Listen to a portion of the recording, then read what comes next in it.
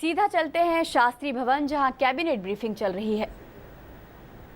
तो food security act 2013 में लागू हुआ था। लगभग 20 राज्य उसके अंतर्गत आ चुके हैं। बाकी जो राज्य हैं उनसे भी बातचीत लगातार चल रही है और कुछ ही दिनों में अंदाजा है कि मार्च तक लगभग सभी राज्य इसके अंतर्गत आ जाएंगे। तो मार्च 2016 तक इन राज्यों में फूड ग्रेन्स एपीएल और बीपीएल के दाम पे केंद्र सरकार देती रहेगी, या जब तक वो एफएसए के अंडर आ जाए, विच एवर इज अर्लियर। ये इसलिए किया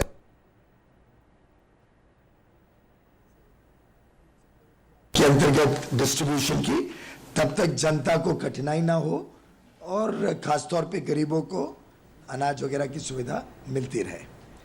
दूसरा निर्णय जो आज महत्वपूर्ण लिया गया है वो रबी के जो क्रॉप्स होते हैं उनके 2015-16 के जो मिनिमम सपोर्ट प्राइस है उसमें बढ़ोतरी का निर्णय लिया गया है। Wheat has been increased from 1450 rupees to 1525 rupees. That is an increase of 75 rupees. Barley has been increased from 1150 rupees to 1225 rupees. That is also an increase of 75 rupees, which is nearly 6.5%. Gram has been increased from 3,175 rupees to 3,425 rupees. That is a significant increase of 250 rupees, which is 7.9% increase. Further, Masur lentil has been increased from 3,075 rupees to 3,325 rupees.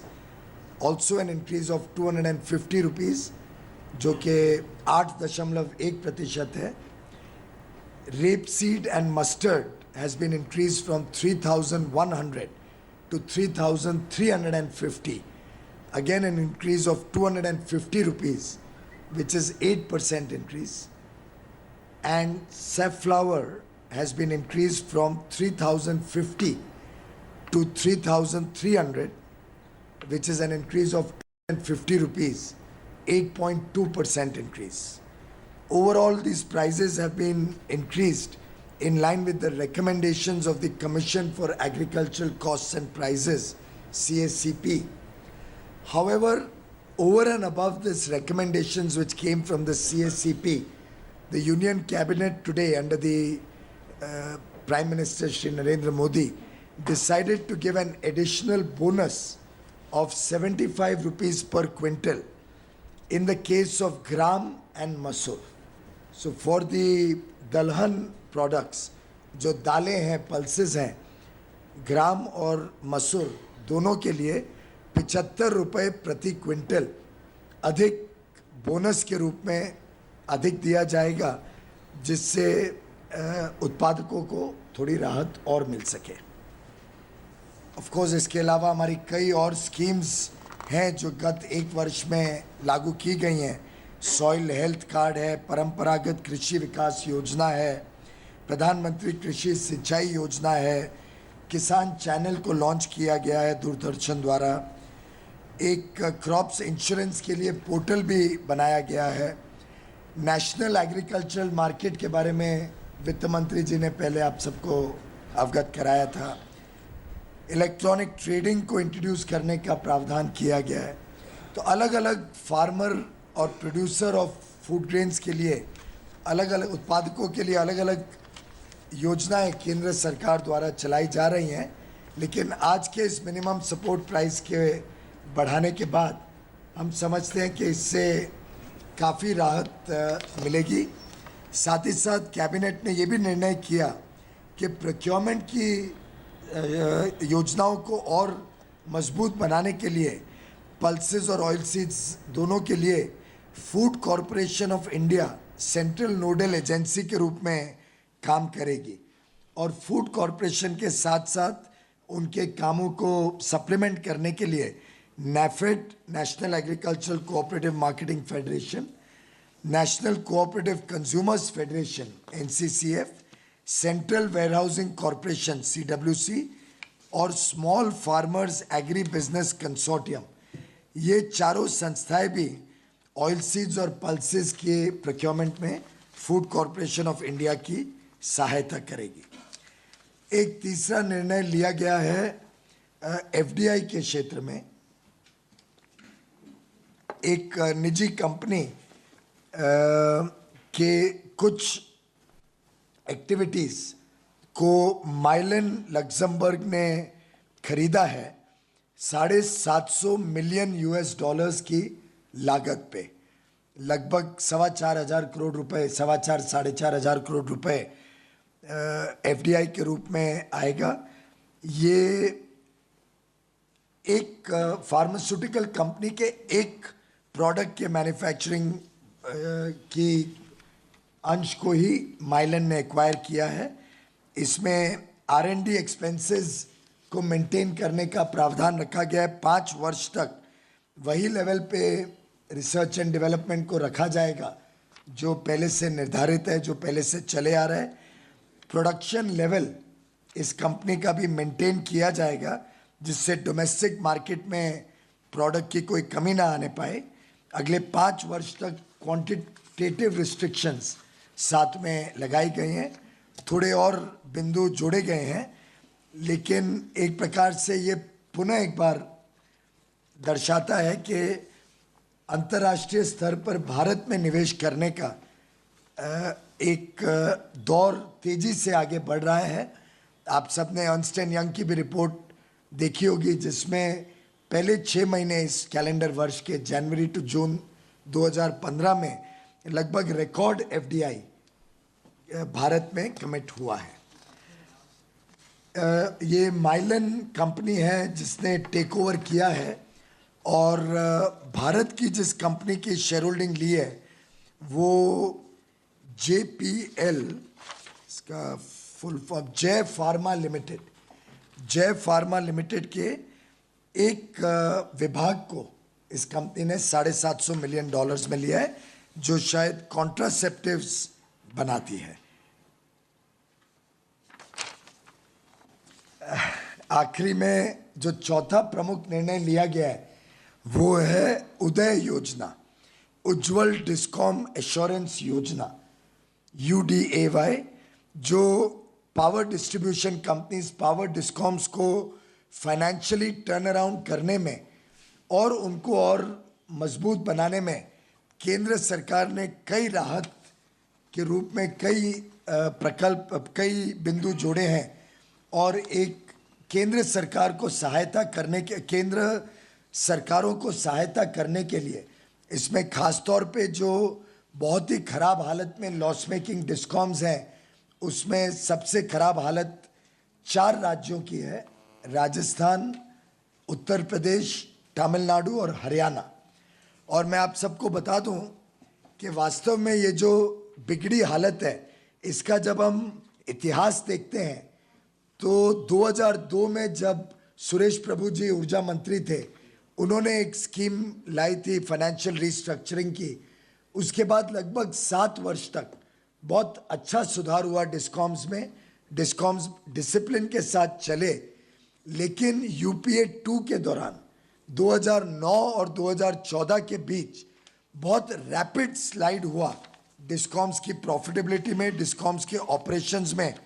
और जब हम उन आंकड़ों को देखें तो लगभग 3,06,000 करोड़ रुपए डिस्कॉम लॉस मात्र इन 5 वर्षों में ऐड हुआ, जिसके कारण आज के दिन अगर देखें तो मार्च 2015 तक लगभग 3.8 लाख करोड़ लॉसेस और आउटस्टैंडिंग डेट 4.3 लाख करोड़, 4,30,000 करोड़ बैंकों का मार्च 2015 तक एक्यूमुलेट हो गया था।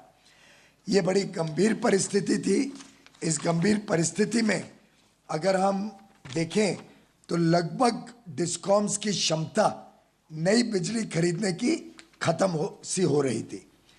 और ये 4 राज्यों की अगर आप देखें तो जैसे राजस्थान है जिस पे सबसे बड़ा भार है, तो वसुंधरा राजे जी ने 2008 में जब कमान छोड़ी तो लगभग 15,000 करोड़ का ऋण राजस्थान के डिस्कॉम्स पे था। लेकिन जब 2013 में उन्होंने फिर से कमान संभाली तो 55-60 हजार करोड़ अधिक डिस्कॉम पे डेट और लॉसेस ऐड हो गए थे। तो उनको जो विरासत में मिली लगभग 75,000 करोड़ की डिस्कॉम डेट उनको विरासत में 2013 में मिली। इसी प्रकार से हरियाणा में अगर हम देखें तो गत 7-8 वर्षों में इतने ज़्यादा नुकसान किए गया कि जब खट्टर साहब की सरकार आई तो उसको बड़े अधिक मात्रा में डिस्कॉम को लॉस, मेरे ख्याल से 25,000 करोड़ के करीब लॉस उनको विरासत में मिला। उत्तर प्रदेश में भी लॉसेस काफ़ी रहे हैं, लगभग 32,000 करोड़ का लॉस उत्तर प्रदेश के में डिस्कॉम का रहा है। और तमिलनाडु का लॉस शायद अगर देखें तो बहुत अधिक मात्रा में लॉस भी है, हर वर्ष वो लॉस बढ़ते जा रहे हैं और लगभग 70,000 करोड़ का ऋण तमिलनाडु का है। फर्क यह है कि वहाँ जनरेशन और डिस्ट्रीब्यूशन और ट्रांसमिशन तीनों एक ही कंपनी है, लेकिन जब तक प्राइस रिकवरी पूरी नहीं हो जनरेशन और ट्रांसमिशन की भी, तब तक ये जॉइंट एंटिटी का लॉस एक प्रकार से डिस्कॉम का ही लॉस है और वो भी 10,000 करोड़ से भी ज़्यादा हर वर्ष में लॉस कर रही है। तो इन चार की स्थिति तो बहुत ही गंभीर है। बाकी 7-8 और डिस्कॉम्स हैं जिनमें सिचुएशन अच्छी नहीं है। और देश भर में देखें तो सितंबर 2015 तक लगभग 5 लाख करोड़ का ऋण बैंकों का इन डिस्कॉम्स के ऊपर एक्यूमुलेट हो गया है। केंद्र सरकार अपनी जिम्मेदारी का एहसास लेते हुए, इसके बावजूद कि ये लॉसेस राज्य सरकारों की मिसमैनेजमेंट के कारण हुआ है, राज्य सरकारों ने सही समय पे करेक्ट स्टेप्स नहीं लिए लॉसेस को रोकने के लिए। AT&C लॉसेस बढ़ते रहे इन राज्यों में और जो लॉसेस कम करने की ट्रेजेक्ट्री तय की गई थी उसको उन्होंने पूरी तरीके से सुरक्षित नहीं किया, सुनिश्चित नहीं किया। और पावर थेफ्ट, जो पावर की चोरी रहती है, उसको भी कंट्रोल नहीं करने के कारण ये कई वर्षों का एक्यूमुलेटेड बर्डन एक प्रकार से राज्य सरकारों का केंद्र सरकार के सामने एक बड़ी गंभीर समस्या के तौर पे आया।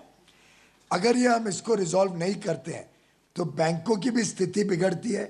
नया निवेश ऊर्जा और नवीकरणीय ऊर्जा, ट्रांसमिशन, जनरेशन, डिस्ट्रीब्यूशन, सभी में नया निवेश आने की संभावनाएं कम हो जाती हैं। देश के आर्थिक विकास में एक प्रकार से बाधा पड़ती है।